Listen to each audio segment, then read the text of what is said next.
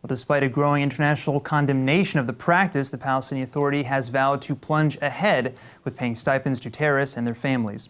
While Israel sees these so-called martyr payments an obvious incentive to carry out violence against Israeli citizens, President Abbas clearly sees this as a red line for his own administration, one that he's prepared to hold firm on, even at the cost of millions of dollars to his own people. ننتظر ونترقب وسنتخذ الإجراءات التي تتناسب مع مصلحتنا فيما يتعلق بهذا، بمعنى المال الذي تعترض إسرائيل على دفعه للشهداء والجرحى، هذا لن نسمح لأحد أن يتدخل به. هؤلاء شهداؤنا وهؤلاء جرحانا وأسرانا، سنستمر في الدفع لهم. الثانوية العامة.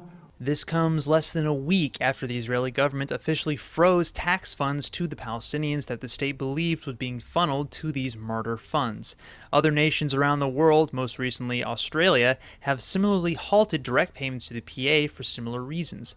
This year alone, President Abbas has reserved nearly $300 million for the purpose of paying Palestinians and their families who were either jailed or killed while carrying out a terror attack. This accounts for nearly 7% of this year's entire budget for the Palestinian Authority. In addition to widespread accusations of inciting and even encouraging violence, critics have slammed the pure futility of the economics of it all.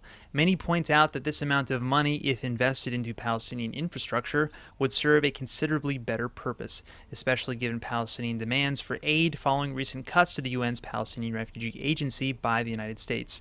For Abbas, however, the decades-long practice of paying these stipends is deeply rooted in internal Palestinian politics.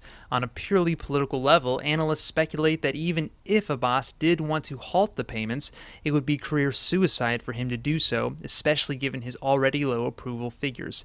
The obvious counterpoint here is that his leadership has failed to give Palestinians a true, lasting hope for peace in the first place, which only cements the public demand and expectation for these stipends.